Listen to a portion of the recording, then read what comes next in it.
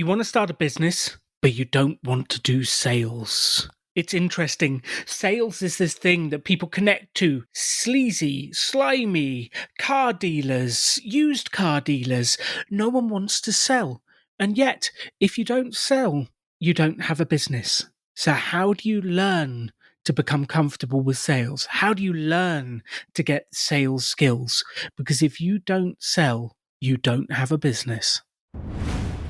The extraordinary belongs to those that create it. Rebelling against business plans and debt, rebelling against what society expects of us to build cool businesses, make money, have fun, and do good. Let's create something extraordinary together. Welcome to the Rebel Entrepreneur. Welcome back to the Rebel Entrepreneur Coaching Series. I have with me Christina from Fresh Print Media. Christina, welcome back to the show. Hello, thank you. Hello. I've been very excited about this episode, about sales and learning to sales, because last time that's kind of where we got to, was building your dream version. The who do you have to become part was, well, I need to sell. If I don't sell, I don't have the business. Yeah. Have you had any thoughts since we last spoke about sales and what's going on here?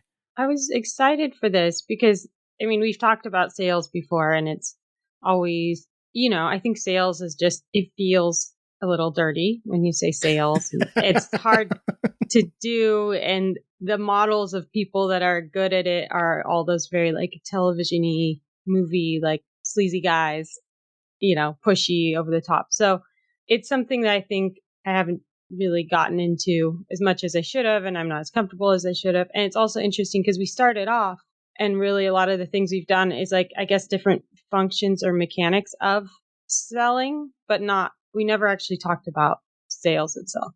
Yeah, because we started with marketing. It's like, how do you get the leads? How do you contact people? How do you send? We did the episode with Eric Finnegan about sending emails. We did lots of the marketing piece, but we've never really covered that crux in the middle of sales. So if I say sales to you, what does it make you think? It makes me think, go out and sell things and make offers to people. Make offers. Yeah. You want this rug for $50? Like that kind of.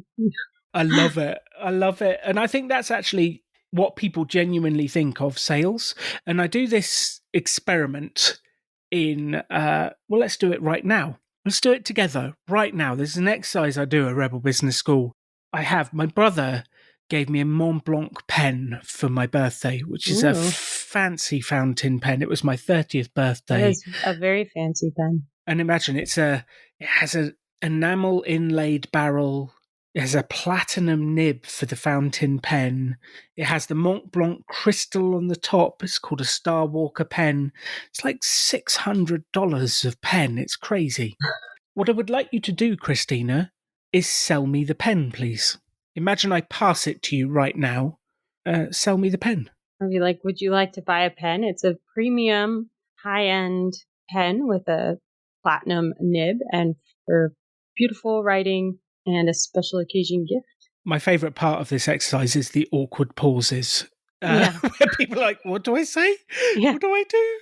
What do I do? So here's the bit. Here's the piece, the message from this is when people are asked to sell, they sell. And what I want to say, everyone to listening to this and to you, Christina, is stop selling and start asking. Mm-hmm. Stop selling and start asking, because sales is about identifying a need or a want or a desire or a problem that you can fix. And the only way you can do that is by asking questions. But what most people do, and I understand this why, this is exactly what I did when I first started, is I rushed out into the world all excited, going, I'm going to tell everyone about my product and I'm just going to sell to them. And what you're then doing is just like broadcasting at them. You don't even understand them. You don't know who they are, what they do, what they want. Like you don't know what problems they have, and you're selling. So stop selling and start asking means find out about them. So if I were you in that instance and I was told, sell me the pen or sell me whatever, I'd ask a bunch of questions. If you were selling a pen, what could you ask? I could ask, do you need a pen? Do you need a pen? Yeah. That's a very yes/no question. So that's what we would call in sales. You've got two types of questions. You've got closed questions and you've got open questions. So do Okay. you need a pen leads to only yes or no. If you rephased it and go, when do you use a pen? Mm. That's an open question that will get a whole host of different ideas, thoughts. It could lead anywhere, And the purpose of those two types of questions, open questions, do exactly what they say. They open the meeting, they help you discover information, you can learn about the person, what they need. So the open questions open, and the closed questions close at the end.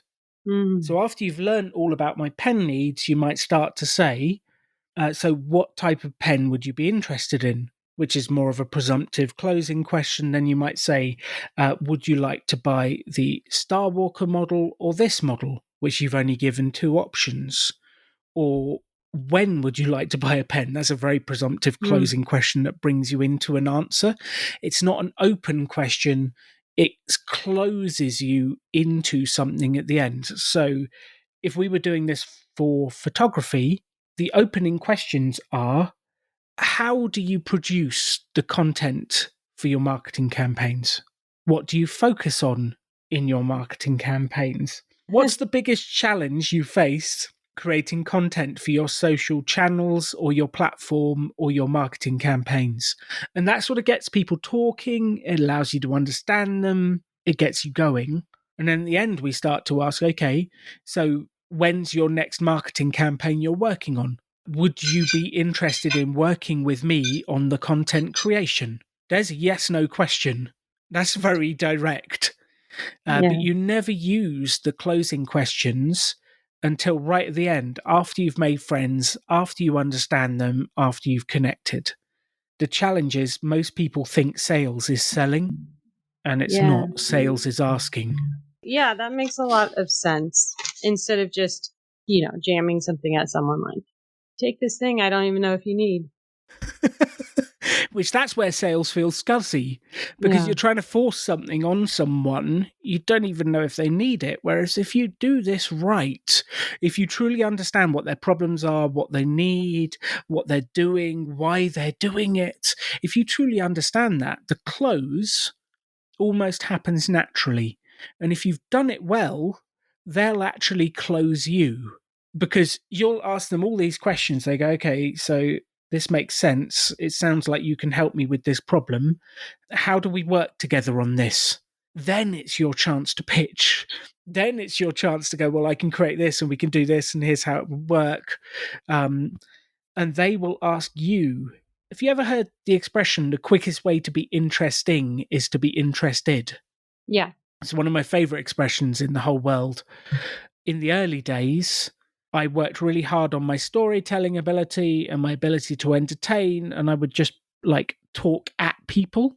And that's really hard to keep them engaged. It's really hard to connect with them. When I stopped all of that and just started asking them questions, they would do the talking, they would get excited.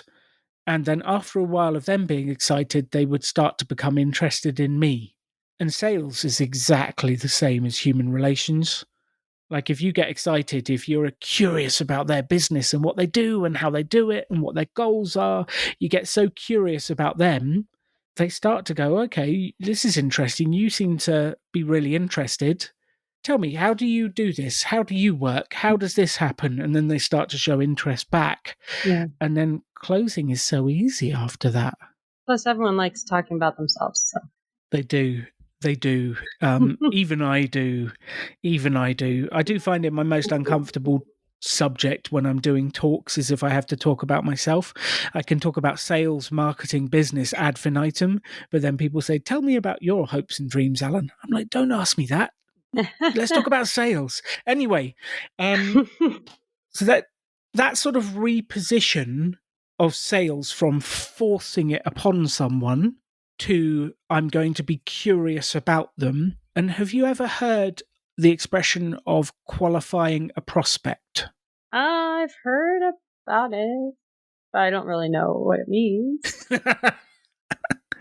Well, The idea behind the term, the prospect is like a prospective client, someone you might work with, someone you're interested in, someone you think needs your stuff. And then the idea is you qualify them to see if they actually need you.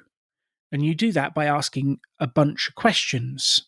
Because there's going to be companies that don't need your service. For whatever reason, they don't need your service. Maybe they don't produce materials. Maybe someone else does it for them. Maybe, I don't know. Why wouldn't they need you, Christina? I feel like everyone needs you, but you know what I mean. Yeah. Like there's some people who don't need your services. They have it in house or they just use stock photos or something. Yeah. So then you ask the questions at the start and you go, okay, so who produces your content for your marketing campaigns? Yeah. How regularly do you run marketing campaigns?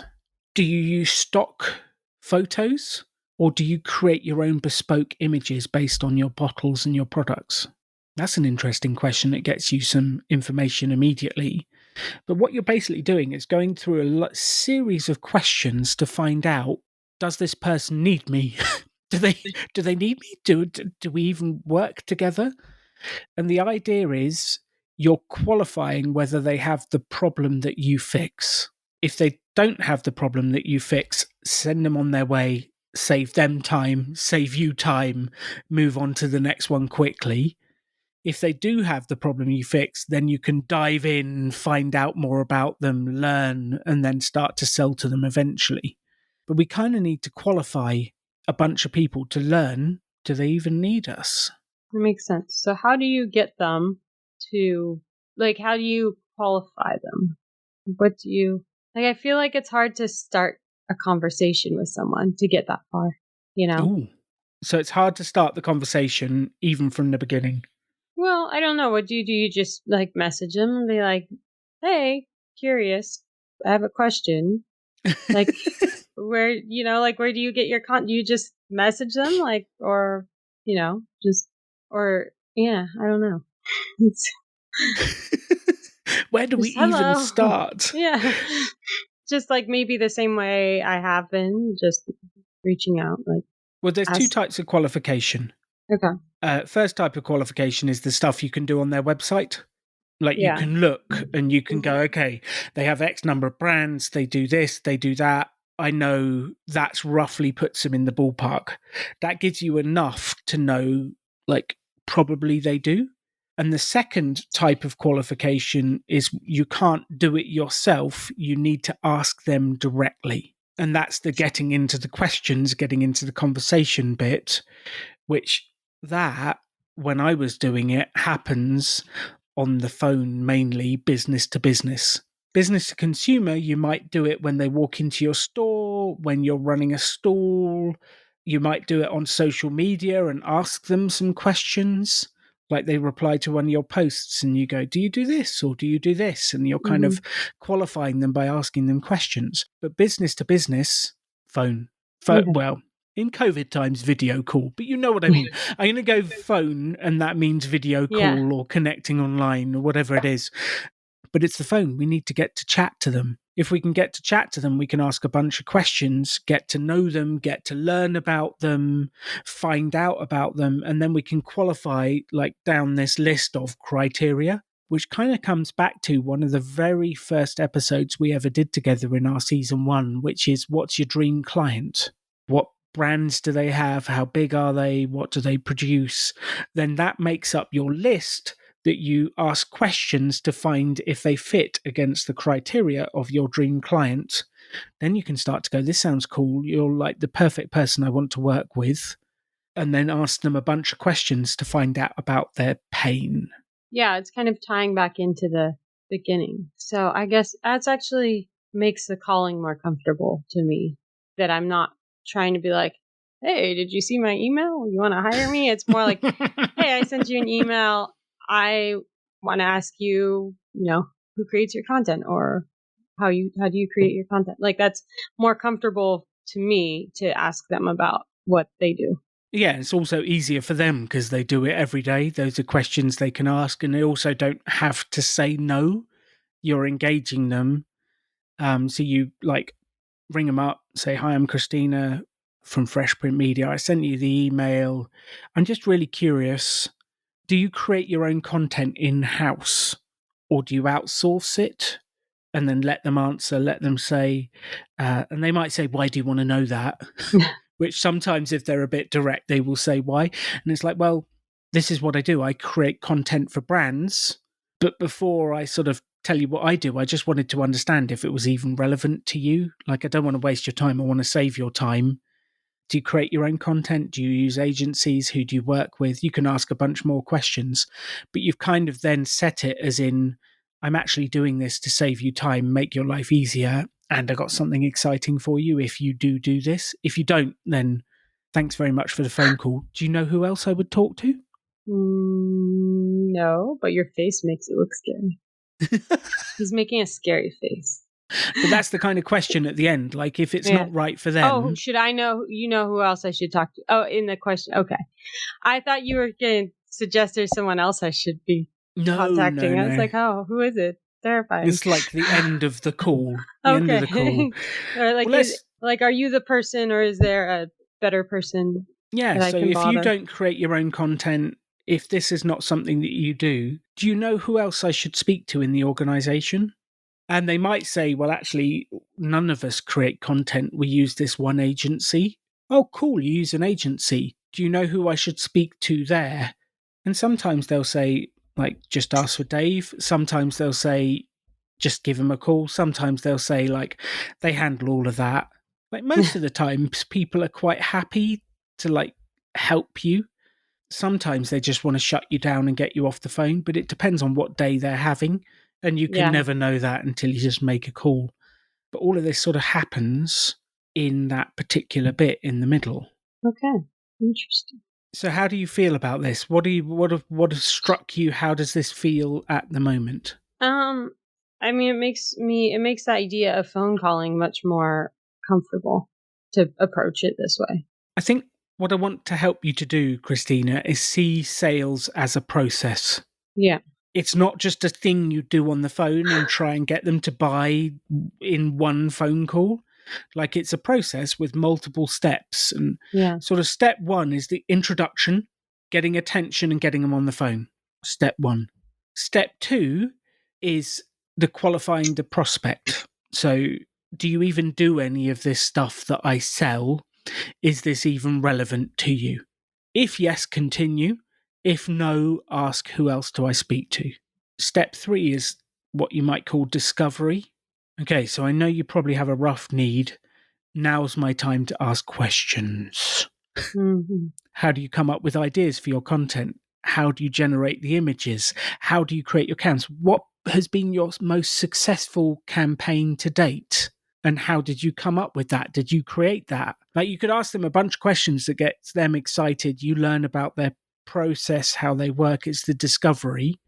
And you want a few questions in there about the problem that you're fixing. So there has to be some pain-focused questions of, so what's the biggest problem you have with content creation at the moment? Have you worked with other product photographers before? And when has it worked and when has it not worked? That'd be interesting to know when it's failed. Yeah. And it's only after you've discovered about them that you would then start to say, well, okay, like, based on what you've told me, like, this is what we do. We do this, we take the photographs, we edit them, we put them together, you get the content you need. When's your next campaign? And you kind of then, like, give them a little pitch and put it back to them. And then we sort of get into the stage of, okay, like, if you've got an active thing, like, I'd love to work with you on this. And then, like, it'll go lots of different ways. And you can see the further away we get from the start, the more it branches off. As in, like, they could say this. They could say, that sounds great. I've got the project coming up. Please write me a proposal. Mm-hmm. They could say, I've not got anything at the moment. Contact me again in 3 months. You could say to them, like, okay, you've not got anything at the moment. When should I call back? Yeah. But we have to start to close down at this stage into what's the action from this call? Where are we going with this? And ideally, it ends with, this sounds fabulous. If you can give them a price on the day and, like, get agreement to go forwards, that's great. if they ask for a proposal, that's okay. It's not ideal because you have to then send them a proposal with pricing options and then chase them for an answer. Yeah. And that's never fun. But it should feel at the end of the call like they want to work with you. That's how it should feel. It shouldn't feel like they're saying, sometimes people say, send me a proposal as a fob off, as a like, leave me alone, just send me a Yeah. proposal. Then I can just email back and say, no, get away. But you will feel that. You can Yeah. feel when someone's excited and wants to do it, and you can And feel when they someone just want says to no. get rid of you. Hmm I can feel that definitely, and I felt that a lot of times. Yeah, like, okay, you don't want me. I guess that's interesting to the question. Like, I think the question you mentioned is really interesting. Like, have you worked with other product photographers, and when did it work? When did it not? Because it might also be, that question might be revealing as, like, if there's any red flags for them as a prospective client as well. It might tell you something. Oh, it might tell you something really interesting. Yeah. Like, we worked with this one photographer and they were really bad because of this, this, and this. And you have in your head, oh, that's exactly what a different client did to me and I hated it.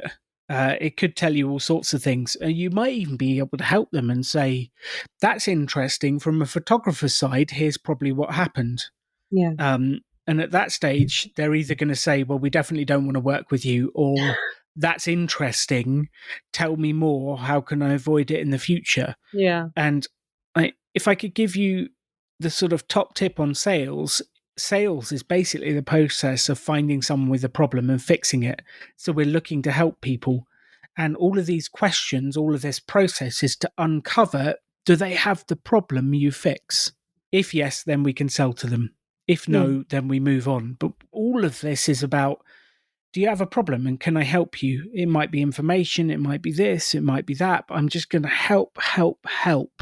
And then I will close and ask for the deal at the end.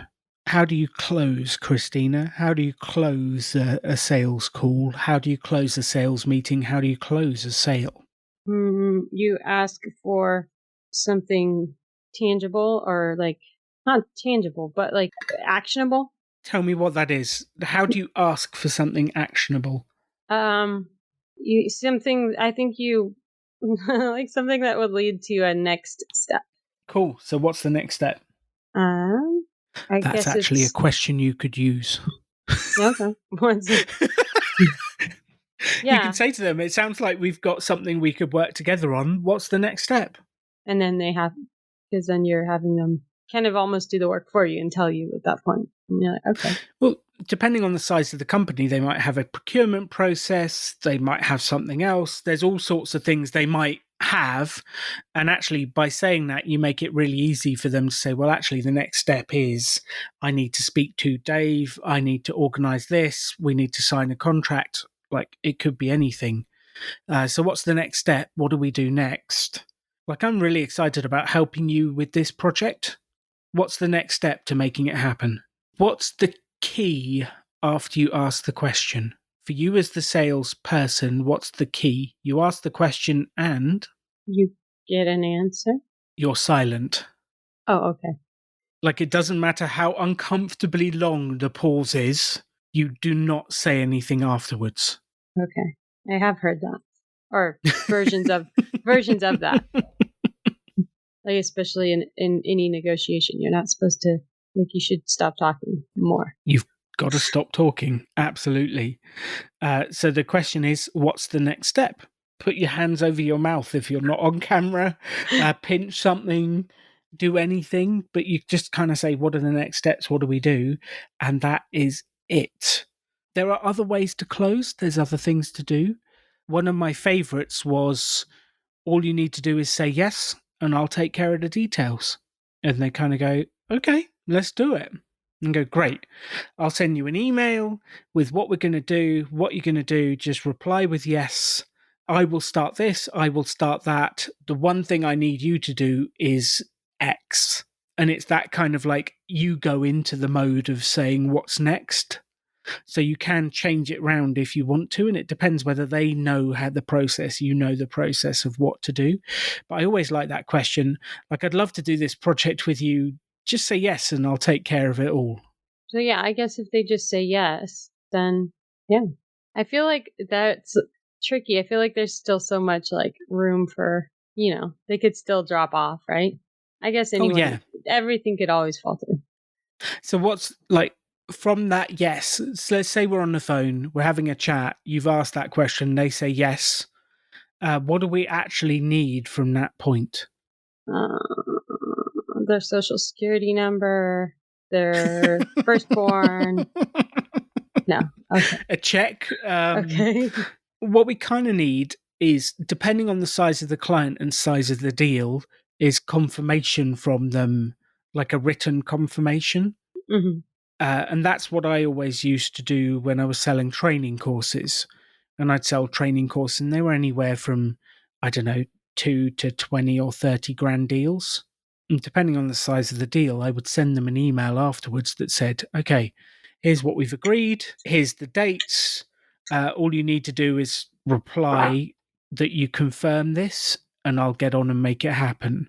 And I just needed them to reply saying yes, because that is enough for most smaller deals to have them replying in writing saying, yes, this is what I want. Hmm. And the foundation of any sales is trust. So if you got a yes from them, you're excited, they're excited, and you both trust each other, it's easy. If you have a feeling they're going to pull out, then there's no trust. Yeah. And that's a really dangerous thing. Then you've got to start to try and tie them down to a proper contract, all that other stuff. And the expression I like to use at this part of the sales process is the size of the contract you need is directly related to how much trust you have. Yeah. The less trust, the bigger the contract. The more trust, the smaller the contract. Yeah. So I was working with Microsoft for probably 12 years or so, running presentation skills courses. It was a high trust environment. The contract was an email that said, yes, booked for this date.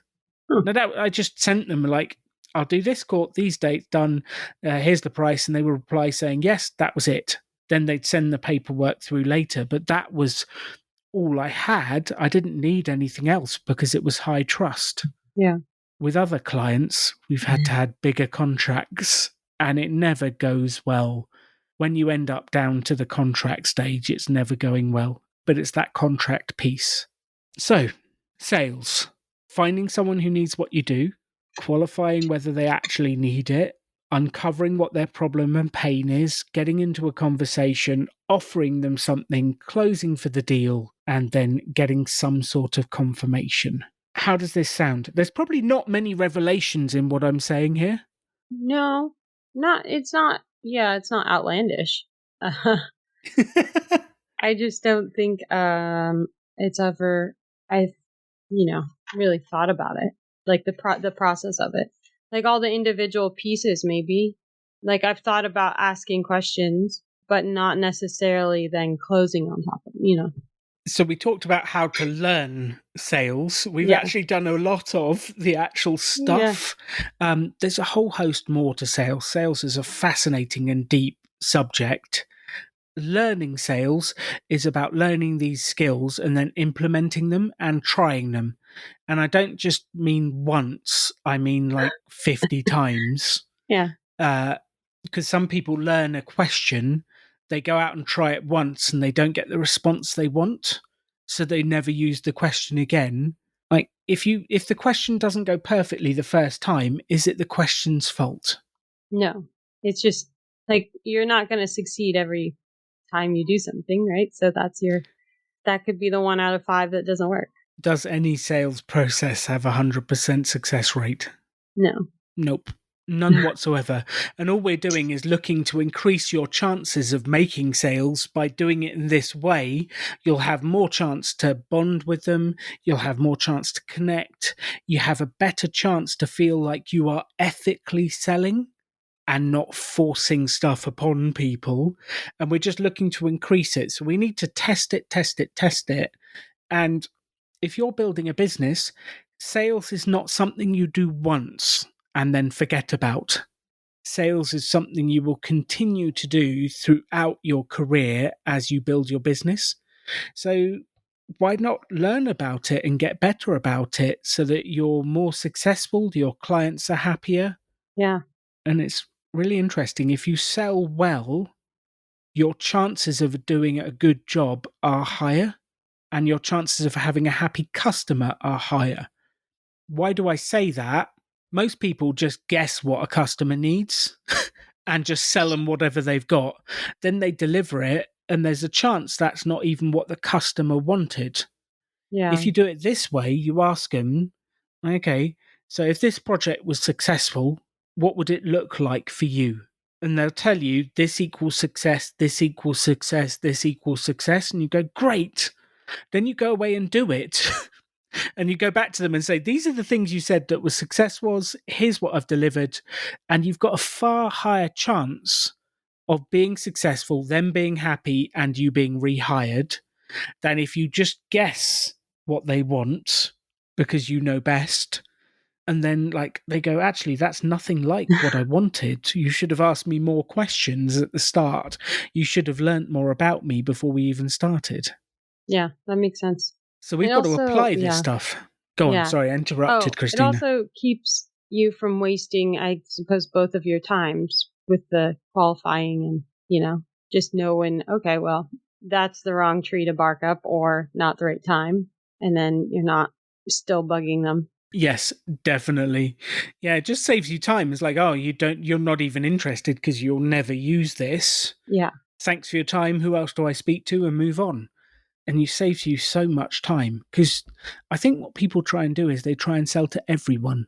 It's like, not everyone is going to buy for you. I don't care what your product is. Even if you sell the most delicious cupcakes in the world, there are a bunch of people who are gluten intolerant and don't want your cupcakes. Like, just ask them questions before the start. I don't care what it is. There are people who don't need what you do. Ask them a bunch of questions to find out, save you time, save them time. How do you feel about this? What are your thoughts on sales, Christina? Feel good about it. I feel emboldened to try phone calling again. Ooh, I love it. Ooh. Yeah. I want to get good at selling, even though it seems like a lot of work. Oh, I tell you what, though, if you want to do work that makes a difference in your business, learning sales is it. So I think there's two elements here. One, how are you going to implement what we've already talked about and test it? And two, how are you going to continue your sales education? I think for the implementing, I think one of the things with the emails I'm sending, I can, as I revise and change things, I can look at, are there questions in there that are, kind of asking the same things, like about their business or this or that, like maybe something that would be more likely to prompt a response, and then following up with phone calls. And then I was also thinking I could use it on like social media, like Instagram, reaching out. That might be a good way to strike up conversation with whoever's managing social. Be like, oh, where do hey, I just want to ask, where do you get your content from? Are you the person to talk to, or can you put me in touch with the person to talk to? And that actually helps. That would help my process of finding contacts, because sometimes you're not sure which department, which person, which company, like they're all so different. Who is the person that would actually even know that or handles that? So that might help, direct me to the right people. I love Mm. that. I love that. Yeah. So, And the comforting thought to me is that if people talk, if they bother to, if they don't want to respond or talk to me, then I'm not, then that's fine. But the people that do want to talk are the people that potentially need what I have. And so they're not like annoyed. They're like happy to potentially have a problem solution. definitely, especially if they're trying to dream up content for their next campaign whilst you contact them. And Yeah. they're like, oh, I'm so glad she messaged. Oh, and then to continue learning, I don't know, maybe look into some books or YouTube videos. So, am I allowed to set you homework for this bit? Yeah. Cool. So, number one, look up Brian Tracy Sales on YouTube Okay. and watch some of his videos. Okay. And number two is either download the book or the audio book or whatever it is, The Ultimate Sales Machine by Chet Holmes. It is the cheesiest American title you could imagine. However, the content is excellent. That's a very American, I feel like. Chet. It's an excellent book. He had some fabulous ideas. It changed the way I looked at sales completely. Those would be the two pieces of homework on learning sales. And Okay. what I'd love to do is next episode for you to come back, maybe the Brian Tracy videos, and tell us what you've learnt. Okay. All right. Perfect. Perfect. And for everyone out there listening, sales is such a critical part of any business. It brings in cash, which is the life flow of your business. If there's no cash coming in, you don't have the lifeblood of the business to be able to do things. Like sales generates the life flow of your business. And if you stop selling, sales stop coming, the business stops growing, and things go downhill. So we need to find a way to get comfortable with sales, get excited about sales, and get out there and find customers that we truly want to work with. Because sales is how you build a business. Sales is Okay. very scary. And like I said, it's just a whole new thing, like, trying to really, I'm like, I really do kind of want to be good at it. I think that would be cool. And I think it would also be the key to making more money. I mean, obviously, but it would just be cool to be good at sales in a nice way, not a sleazy way. Yes. Nice sales is far more Yeah. comfortable for all of us. Okay, so we've got direct action on the books and the content. What's the direct action on the other side? Like, what are you actually committing to? Because last time we spoke, you committed to a Facebook, a LinkedIn, and an Instagram post on your personal accounts. Yeah. I am intrigued. Before we go on to what you're committing to, did you do that? How did I it go? What did. happened? I posted on Facebook and LinkedIn. I didn't post on Instagram because I'm bad at it. Yeah, I posted and people responded and, liked things. And so it was good. Cool. I got some new followers. I've actually been noticing in general a lot more engagement on, like, because on my Instagram, it's been on my business Instagram, it's pretty regular and I have someone that does engagement for me. And that's in general been going well. I had someone reach out about my rates and from Instagram. So, I've been noticing a lot more like legit commenting and not spammy stuff. So it's good. It's growing slowly, but I did post on the other things and that went well. So maybe Cool. some people that previously did not know what I do. So, what are you going to commit to on the sales front? What are we actually going to do? Because it needs to be not a nebulous, I'll go out and Yeah. try sales, because that'll never happen. It's what are we actually going to do? So I'm going to reach out on. I almost love the Let's go nervous do laughter. sales. Yeah. I just had this image in my head of myself like going outside and like, let's do sales today. Like, where are you going? What are you doing? Well, whose suit is that? What? Yes, you don't have to wear a suit to do I'm sales. It's doing okay. sales. Yeah. In a monocle, maybe. I Okay. love that. So I'm gonna reach out to the. It will actually be a good kind of experimentation because I'm putting together a new list of companies, all that have canned beverages. That's my next list is 20 companies with canned beverages, like I love seltzers and that. stuff. Yeah. So I can just reach out to them off the bat and ask on their social, like, oh, hey, where do you get your content? Are you the person that handles it, or is there someone else I should talk to? So I can use that new list as my little experimentation and ask that question. And that might also help me fill out those fields of who I need to be contacting anyways. Yes. And then I will get back to calling What does that mean? Well, I will call the people that I've been emailing. Okay, cool. Yeah. And then I'll ask them questions. I'm going to write myself a list of potential questions. I feel like I'll feel more prepared and go, have something to draw from. I love that. Yes. Because sales is all about the questions and the quality of the questions. It makes such a difference. So I think that's a fantastic way to do it. Okay.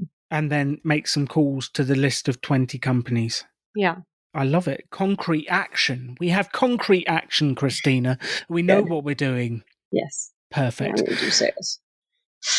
And that is what I would ask everyone listening to this to do as well, is come up with what are your concrete actions for what you're actually going to do to sell your business. Who are you going to ring? Who are you going to message on social? What questions are you going to ask? How are you going to continue to learn sales?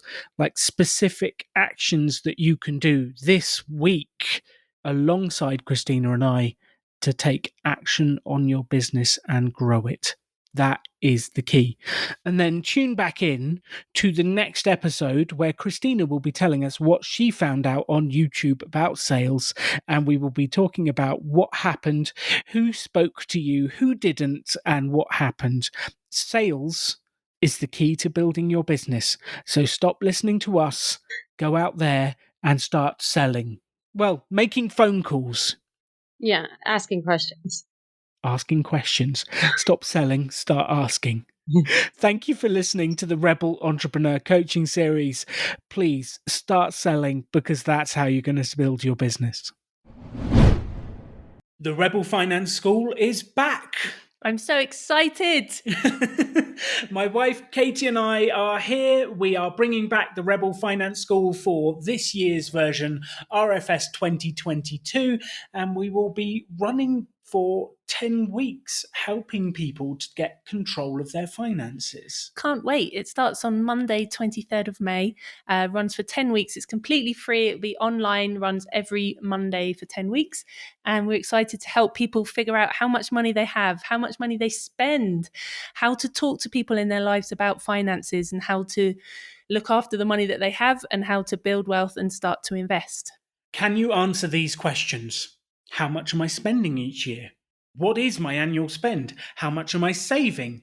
What is my percentage savings rate? When can I retire and will I have enough money to live? What is the investment strategy for retirement? What's my net worth? Can you confidently answer these questions? If not, then you've got to come along. All you need to do is go to rebelfinanceschool.com, sign up, and Katie and I are giving away our 10-week course. This is our way of giving back after we've reached financial independence. Yes, we've seen that the way that people can get in a bit of a pickle with money, we want people to avoid that pain, and it's our way of giving back and helping people with their money. So please tell your friends, your grandmum, your babies, everyone. Rebel Finance School is back. You can find it on the Rebel Business School social media and share it there, or you can find me on social media and share it there. Just please tell people about this. We want to make a genuine difference in people's finances with the cost of living crisis, with high inflation. Now is the time to help people take control of their finances at Rebel Business School. Let's do this, Alan. Sign up, rebelfinanceschool.com. You can have any life you want to. Choose to build something cool. Choose to take action. Choose to work to make your dreams become reality. Stand out. Be different. Be yourself. Be a rebel entrepreneur.